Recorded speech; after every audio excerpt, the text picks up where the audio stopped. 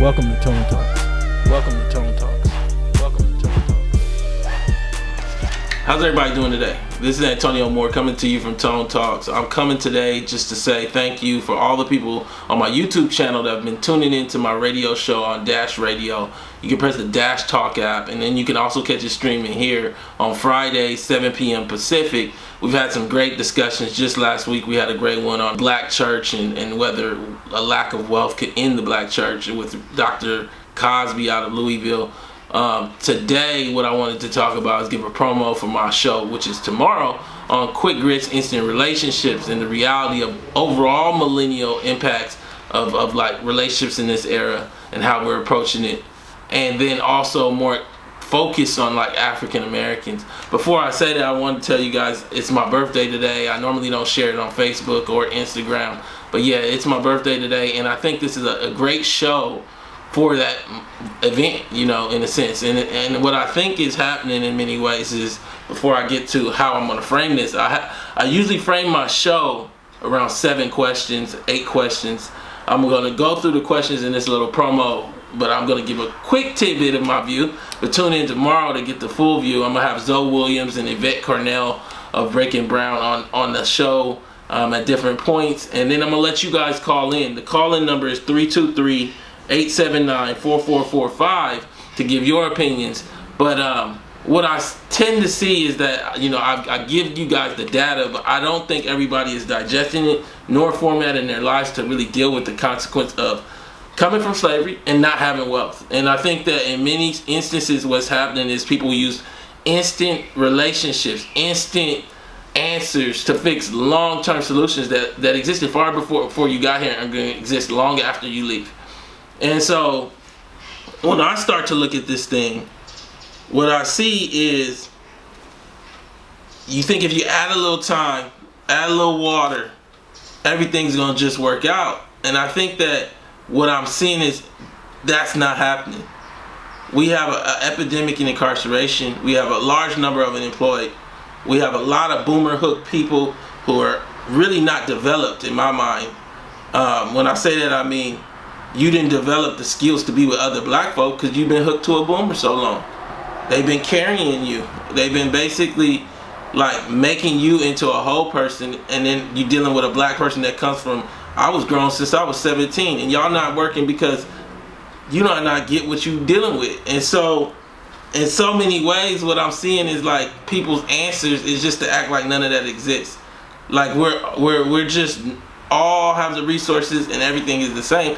And what I run into personally, honestly, before I get into the questions, is that one of the drastic impacts of like entertainment, and before I say that, I'll caveat this by saying myself, Sandy Darity, Dark Hamilton, and a few other economists have a powerful research paper coming out toward the end of this year or toward the top of next year about the myths of how to close the racial wealth gap. Those include everything from entrepreneurship to a number of other things, but one of them is black celebrity. And I actually did the black celebrity section, and what I believe black celebrity did, not only in giving a full version of black access to wealth, is it stunted black male development. In so many instances, what I see our young women find attractive is what came out of hip-hop and comedians, and neither of those are mature men. To me, you know, everybody has their view. And so what ends up happening is your framework and identity of what makes a man attractive aren't necessarily adult or functional. You want to giggle a lot, or you want to have somebody who has swag and allows you to call them bae, B-A-E. And I think for me, what I run into is that people say you're intense. I'm 38 years old, what I'm supposed to be. So now, coming into the question of quick grits, instant relationships in the 21st century. Again, my guest is going to be Zoe Williams, Yvette Carnell. Number one of the questions is going to be, is the average millennial looking for a quick fix Disneyland relationship? And I have to say, I think so. You know, everybody want to dress up the same, wear the same tennis shoes, the same shirt, and the bunny ears, and walk around Disneyland with no kid. Or for that matter, with somebody that ain't your kid. And I feel like what's happening is we're not being honest about like where we're going, what we are, and where we came from. And when I say where we came from, I'm not talking about legacy right now. I'm talking about what broken relationships have you just gotten out of? Who did you date before you dated me? I need to know, because I need to know where you got your habits from. We're going to delve into that on this show, so tune in tomorrow. But that's what I'm talking about. The next one is technology making young women, and in some cases young men, stunted with the bunny ear pics and selfies, creating a new form of narcissism? You know, for so many of our, particularly young women, but also our young men, I see it as well, but it leans towards our women. The selfie phase was not counteracted with like culture that kind of honed that down as like, this is just too much. And so what we have is a bunch of narcissists that don't know that they're narcissists. So every picture is just you in different angles, in your bathroom or by a wall or in front of a restaurant. It's not you at an event. Then you add in these impact of these new technologies that really were designed for children.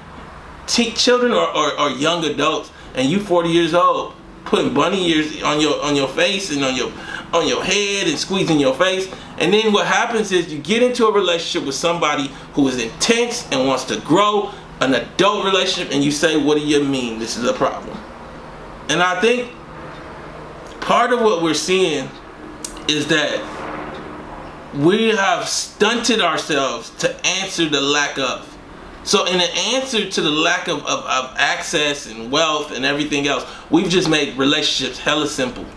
And the thing is, when you come from a legacy of broken like legacy lines, it's not simple.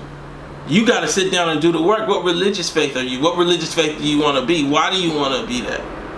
You got to sit down and do the work. What is your legacy? What kind of wealth are you lacking? What does that mean in terms of what we can actually achieve? What does that mean in terms of how we need to focus these dreams so that we don't drive each other crazy?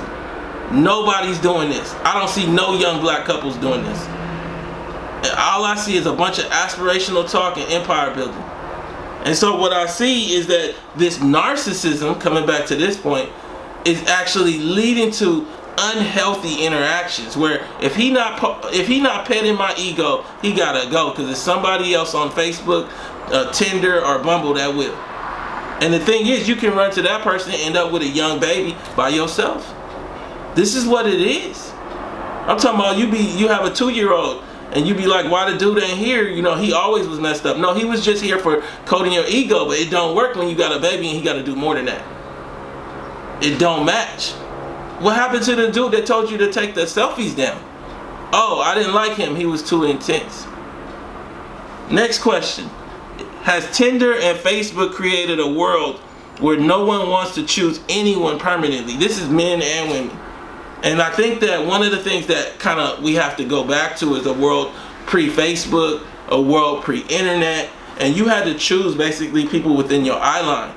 And I think for a lot of people, the adjustment to being able to choose anybody at any moment is making it hard to really love the person that's in front of you for their shortcomings and for their good habits, because there's somebody else around the corner that's better. And the thing is, I think one of the things that we're starting to see is that we're not doing the work, both in terms of going to counseling, men and women, and also self-counseling in terms of really reviewing what makes you happy and why. Are your happies unhealthy? Are you married and looking at naked women on Facebook while your wife and kids are in the room and they need to be serviced? Meaning your kids need help with their homework and your wife needs to be told that she's beautiful and communicated with. For women, are you putting pictures on Facebook to get a whole bunch of you look beautifuls because you don't get that from your husband and you don't know how? So these are the things that I'm seeing. Is like Facebook, Tinder, the internet as a whole, it's made it so people, their idea of permanent is temporary. And the thing is, when you already come from the legacy that we come from as African Americans particularly, you don't have space for no games. The next one, and this is going to be a powerful discussion tomorrow. I want you guys to call in tomorrow, 323-879-4445, 7 o'clock to 8 o'clock Pacific. I'm going through the questions. The title of it again is Quick Grits, Instant Relationships in the 21st Century. And the theory around the whole show is that one of the answers to the whole lack of in the black community particularly, and across America for millennials, is just to grab somebody and ignore the realities of their life, the realities of whether they came from single parents, missing a father or missing a mother, the realities of a legacy of lack of wealth and what that means in terms of projections in a world that wealth is calcifying. We're just going to ignore all that. Then when things go wrong, make the failures individual. And what I'm saying is quick grit, instant relationships ain't going to work, period, in America no more. But it's really not going to work for black folk. I think that what's happening is everybody is meeting somebody who will match them with how quick they're willing to do it. Yes, babe, y'all met 2 days ago. Hold up. And that's the dude saying it. So the next one is, in a world of wealth calcification, what is the motive to be in black love if there's no black wealth? We've kind of went over that ad nauseum. I did a show on it, but we're going to touch on that because it fits into the greater narrative of this discussion, largely speaking to it. You know, the middle black family in this country. I just showed this. I did a major piece with Matt Brunig, one of the leading economists in the world, for charting. What I show is the middle black family based on the new data that came out last month is worth $4,000 without the car. You take out the other stuff like the TV and the clothes and everything, you probably down to $1,500 or something. And that means that black families really don't have the wealth to be stable in America. So what does that mean in terms of how we adjust so that we can be stable together in terms of our emotional impact on each other? Or are we just gonna still just talk about empire building, regardless of the reality of what's going on around us? I don't think we understand. Let me make it clear. In around 1980, it took $75 million to make it into the Fortune 400, top 400 richest people in America. Today, 150 billionaires didn't make America's top 400. Because what's essentially happened is that the top percentile has hoarded all of the opportunity and wealth that spread across the middle in America. So it's a whole different platform, and for black folks, we've really been shut out because of race as well. So you can keep talking based on TV shows, projections, or ideas, or you can look at the reality of your social circumstance and ground yourself for the storm that's coming, the economic storm. Number 5.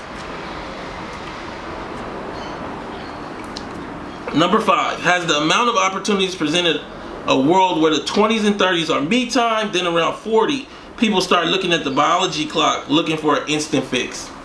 I think so. I mean, you know, we all have been like part of that. Some people do it different. You know, some people do it more like me, where it's like, I kind of haven't been married or anything. Some people do it where they do these serial monogamous relationships for 4 years and then right into another one. And I think that generally speaking, you know, we as a society haven't given millennials the stable tools to be grounded and stable like we saw in prior generations, wealth-wise. But in addition, I think that what we started to see is that it's hard to match up with people because everybody's trying to work and go to school in their 20s and 30s and then maybe mix in a relationship. And for me, that's not enough. You know, for me, that's not enough. For some other people, that you might be able to tell them that and then run that game and then give them just Tuesdays and tell them that the other days are for your kid or for your work and everything else. For me, that's not enough. And I know that for a lot of people, that's a problem. But I just ask, what do you think a relationship is? So the next one is, with male social failure at the heights it is, black male social failure. We talked about this. Incarceration, extremely high. You know, 30% been to jail. We've never seen nothing like that in any first world country in the history of the world. 10% in jail. Working age, 10%. I mean, a real high number is 1% across the globe today. You look at unemployment, and I pulled it up before, I pulled it up again. 34 major cities, 40% unemployment. That's social collapse. So the question I ask, and this is what I run into, which is, with black male social failure at the heights it is, how does that reflect if you were with a social failure for 2 to 10 years and now want to date better? So in so many instances, there's a reason why the kid is 2, you know, and I'm not saying everybody has the same reason, but like the kid is 2 and the mom is single. And I think that a lot of instances we've allowed people to date fun And then the consequence of fun is a child that comes out, and then it's like, well, I'm ready to be stable now. And it's not how any of this works. And like, I think that in some instances, what's happening is the amount of social failure has created a lot of fun that's out there. And you know, fun is easy because it's not intense, but you come from poverty. So you come from poverty, you want to have some fun, then the results of fun come out and you want to get stable. In a market where there's not a lot of black men and there's a lot of black women. So I think in some instances what I'm seeing is that you also don't understand the consequence on your own personality and ability to relate from being with somebody who literally, let me say, isn't socially like all there. Meaning you also reflect now being with that person. He lets you do a lot of stuff that we talked about earlier. Way too many selfies in the bathroom. Get up out of there. You know, I think that there's a time and place for that when you're 15. But when you 35, get up out of there. There was way too many Lifetime movies. Just like he had too many video games. All this is just coping. And the thing is, you got enough problems that you don't need to be watching no Lifetime at night. That's not a stress reliever to watch other people's problems. Just my view. Next question. Number 7. Legacy matters. And this one goes to both the men and women, but I framed it around the men because I see it a lot, which is, do we spend too little time dealing with the effects of broken legacy lines rooted from America's dark racial history? You don't know your great-grandfather, your grandfather, and your father. You don't know none of them. And you want to be the best father on the block without counseling. Does that work? And I don't think it does. I think so many of us need to talk to our spiritual advisors. So many of us need to talk to counselors that have went to high-level programs to help us work through a consequence of coming from a legacy of slavery. You know, one of the things that I'm working with is the Angela Project on reparations. And me and Yvette are working on that. And what I believe is part of it is counseling. I think that Black America has been adverse to it and needs it. And so many of these relationships, part of the reason that they're not working has nothing to do with the two people that are looking at each other, but a whole lot before either one of those people hit this earth. And I think for a lot of us, we don't understand how much our agency lacks in this area. And how we need to deal with the fact of, what does it mean not to have a father ever in the home? What does it mean to never see a mother and a father together stably? What does it mean to be black in America? First, I mean, generally speaking, what does it mean to be in America where there's just not enough wealth for you to be a family, but you really want to be a family? What I think the answer can't be is quick fix, instant relationships, because I think that in the end, what ends up happening is, whether it be 2 years from now or 5 years from now, the shit ain't gonna work. And then what happens is you left on the corner and he left on the corner. And I think that one of the things we need to start being honest about is who, what, where. Who you are, what you are, and where you come from. And then you need to bring that to the table so you can have a real discussion of where you both want to go together.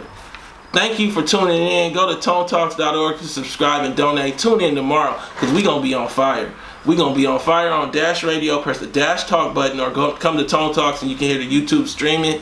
It's going to be a great discussion. I look forward to you guys calling in at 323-879-4445.